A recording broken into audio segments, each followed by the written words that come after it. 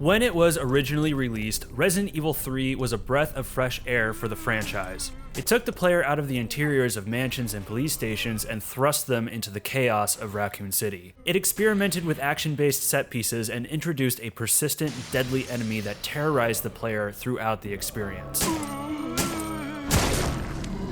While a lot has changed in the last 20 years, the core of this classic remains the same, for better or worse. RE3 puts you back in the shoes of Jill Valentine. Recovering from the gruesome Arclay Mansion incident, Jill is dealing with her PTSD, a suspension from the RCPD, and preparing to get out of Dodge. Unluckily for her, the vicious virus she conquered in the original game has infected the citizens of Raccoon City, and worse yet, a grotesque monstrosity is trying to hunt her down and kill her.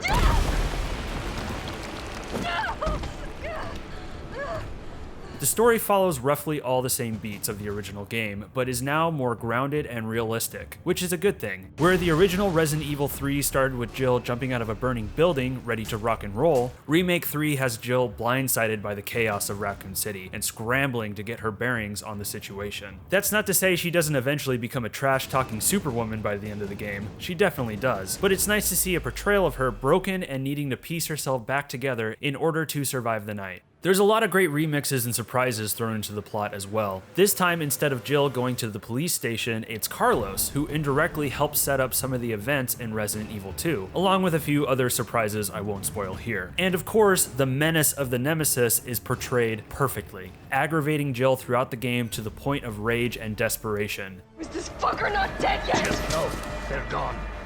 Despite a side villain who twirls his mustache a bit too much, the narrative is exactly as it should be, which will make a lot of longtime fans very happy.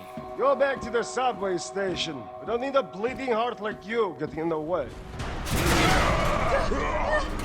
Much like Resident Evil 2 Remake, Resident Evil 3 is an incredible looking game. Raccoon City has been reimagined with a staggering amount of detail. Rain-slicked streets of panic, carnage, and gore cluttered by death and destruction. Incredible lighting making every pitch-black hallway a cause to squirm in your chair.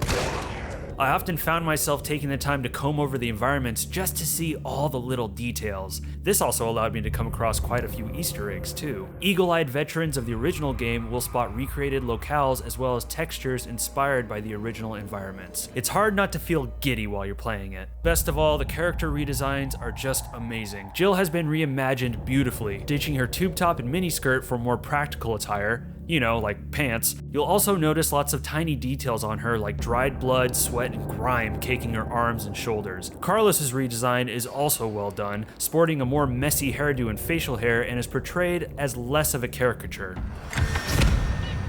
But of course, Nemesis steals the show. Just when you thought Resident Evil's scariest bad guy couldn't get more terrifying, Capcom went ahead and said, hold my beer. A biological horror wrapped in tight black plastic, a far cry from his leathers in the original, with chompers straight out of a dentist's nightmare. In the original, it looked like his decaying skin was stapled on haphazardly. Now it looks like it was stretched over his bloody musculature. I mean, you can see his smushed, deformed nose. Ew!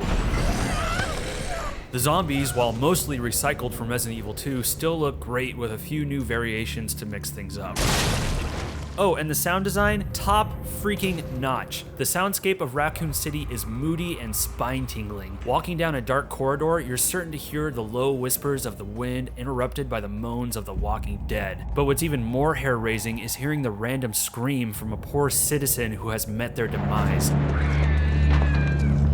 And something I appreciate is the return of many of the classic musical themes, in particular the save room theme.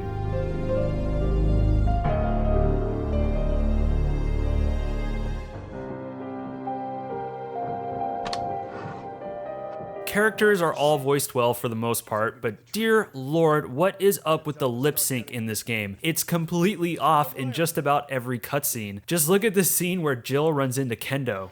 Sorry, I got a little jumpy there. Didn't know quite what to expect. No shit. You better. You're the best gunsmith around. Oh, no. Don't do anything stupid. Oh, that's your job, right? Yikes. This is the only glaring blemish on an otherwise impeccable presentation. Remake 3 is another shining example of the high level of talent present within Capcom.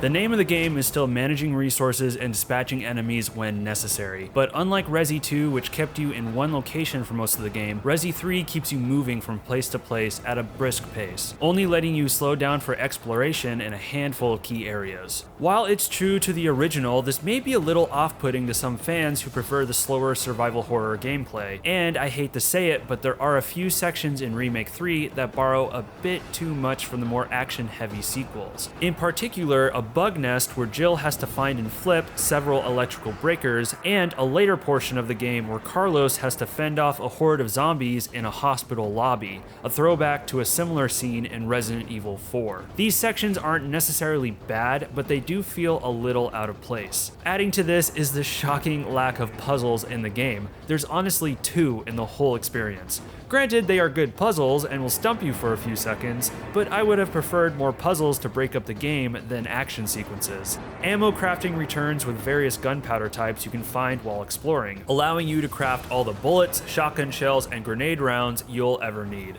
More than you need, in fact. More on that later. Like the original, there is an emphasis on environmental traps like explosive barrels and electrical boxes. These work great against pesky zombie hordes and doggos and can help keep the Nemesis at bay. Hunters have returned and are just as terrifying and lethal as ever, but a little easier to kill compared to their older versions, along with Hunter Gammas, which are closer to the Gravedigger enemy encountered in the original game. These are able to swallow you up if you let your guard down. However, these Uggos just need one flame round and a single shotgun blast to take out.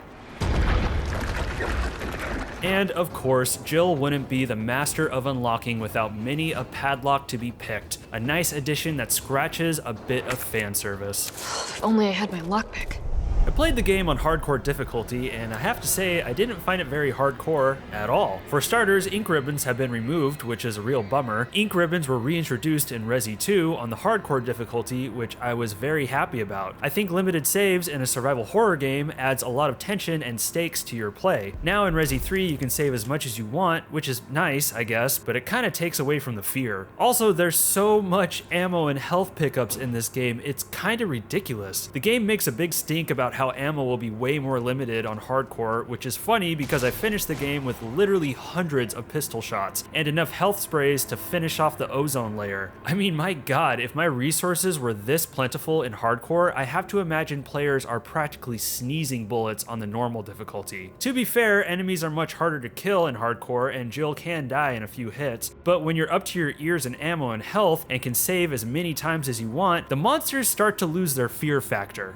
Just like in the original game, Jill is now able to perform a dodge roll, which replaces RE2's defensive sub-weapons. This works good for getting you out of tricky situations. A little too good, actually. When timed right, Jill will quickly jump out of the way and can go into a slow-mo state where she'll automatically aim directly at a zombie's head, allowing you to quickly dispatch them. So if you get a good feel for the dodge mechanic, which you likely will, getting through zombie-infested areas can become a breeze. I'm pretty mixed on this mechanic because it takes a lot of bite out of the zombies. No puns intended. Where zombies were always a threat in Remake 2, now in Remake 3, they become more of an obstacle. Where the mechanic does click is when the player is being chased by Nemesis. Players will have to quickly time when to dodge away from the zombs while also gauging how close the Tower of Terror is to them, making these chases very exhilarating. But as we'll discuss in a bit, these encounters aren't really enough to fully justify the mechanic.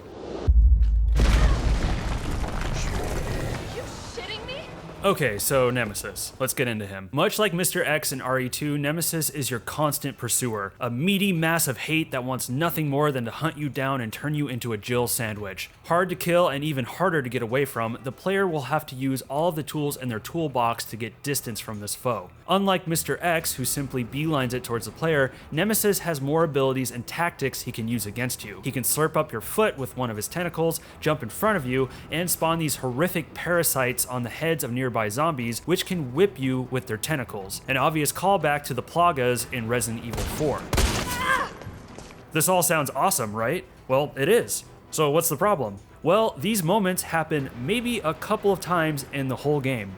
Seriously, there are two types of Nemesis encounters in Remake 3. Ones where the player has agency in how they get away from him, as I just described, and ones that are more cinematic, action-heavy chase sequences which harken more to Uncharted than Resident Evil. The latter makes up the majority of Nemesis encounters. It's pretty surprising. Sure, they're fun, definitely heart-pounding, but let's be honest, was this the best direction they could have gone? Let me put it in perspective for you. When Mr. X is introduced in Remake 2, he becomes the main focus of the game. Since he's able to go anywhere in the police station, the player's entire strategy ends up revolving around keeping this guy off your tail. You have to be careful about where you run for fear of him hearing you. You have to be careful about shooting your gun for the same reasons, and you need to always be listening for his footsteps, deducing where he might be in the station so you can take the safest route. Mr. X is not an enemy, he's a gameplay system. One of the best gameplay systems ever introduced in a Resident Evil game. Resident Evil 3 doesn't have this with Nemesis. His encounters are merely set pieces, fleeting ones at that. It's a real shame.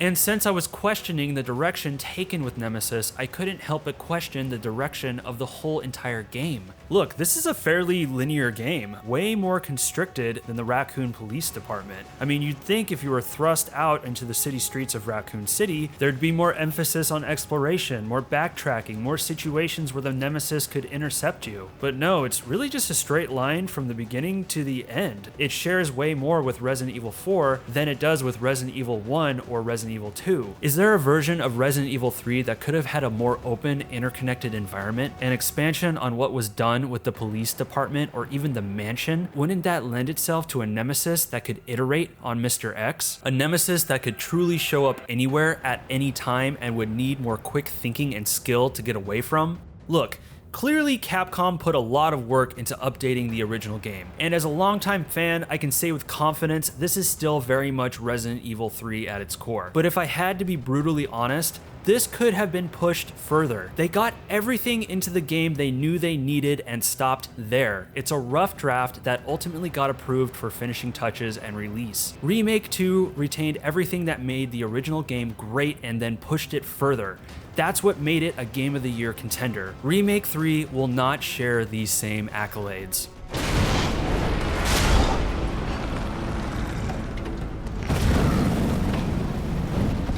Fortunately, what Remake 3 does pull off with flying colors are the Nemesis boss fights. There are 4 boss fights against Nemesis, and they are just fantastic. Intense, frantic, and best of all, difficult. Calling for fast dodging and even faster shooting, these fights will initially feel overwhelming, as Nemesis seemingly can't take damage and is able to counter a lot of what you can throw at him. However, as expected, there's usually a weakness for the player to exploit. Yes, I'll admit, it usually does boil down to shoot the brightly colored weak point, but getting to this point takes a little ingenuity. These boss fights are easily some of my favorite parts of the game and are some of my favorite fights in the series, and do quite a bit to salvage Nemesis in this game.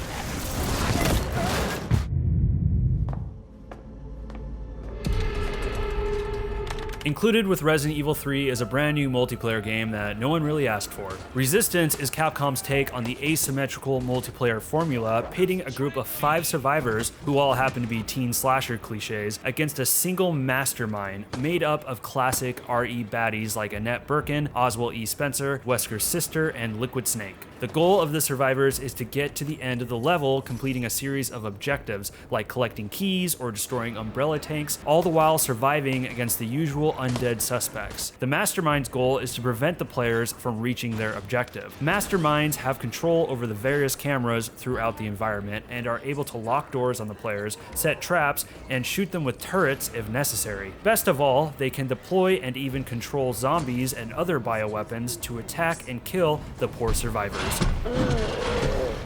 Playing as a survivor can at times be confusing and chaotic as you try and frantically navigate the environment, fending off the hordes of zombies the Mastermind throws at you. It's the Resident Evil formula on crack, done with other people who are just as frazzled as you are. As for playing the Mastermind, the experience can flip-flop from absolutely annihilating your helpless prey, cackling like the evil genius you are, to feeling absolutely helpless as you watch the 1 or 2 competent survivors neutralize everything you throw at them. And you know what? It's pretty fun.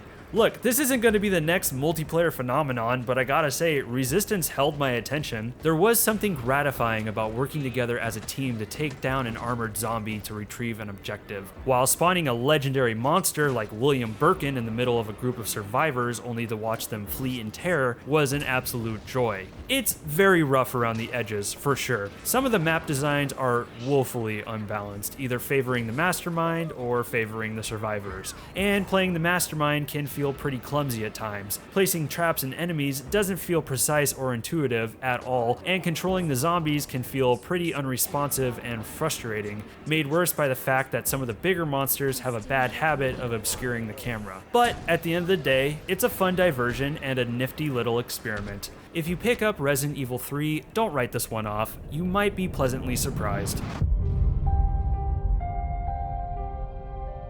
I had a hard time really nailing down how I felt about Resident Evil 3 because so much of my disappointment comes from how it compares to other games in the franchise. If you were to have someone play this who has never seen or played a Resident Evil title, they would be impressed by this game, and they should. It is an impressive game. It is a good game. I did enjoy my time with it, and I'm proud of the work Capcom has done here. But when you take into account the great strides and quality on display from Resident Evil 7 and Remake 2, Remake 3 simply doesn't measure up. I didn't expect this game to reinvent the Resident Evil wheel, but I did expect Capcom to expand on the concept introduced in the original, a concept that remains one of the most entertaining in the franchise. Longtime hardcore fans will likely be disappointed by this remake, but will still appreciate that the spirit of the original has been maintained and updated, whereas new fans to the series will probably be a little underwhelmed compared to Resident Evil 2, but will still find a lot of enjoyment. At least there's a goofy multiplayer game thrown in to take your mind off of how ugly Nemesis is. But hey, what do you guys think? What were your reactions to Resident Evil 3? Were you just as disappointed, or did it satisfy your zombie killing lust? Be sure to let me know in the comments. If you liked this video, be sure to click on that subscribe button and click the like button. I post videos weekly, so be sure to ring the bell so you are the first to see them. I'm Kirk, and thank you for watching this review of Resident Evil 3. Stay safe out there.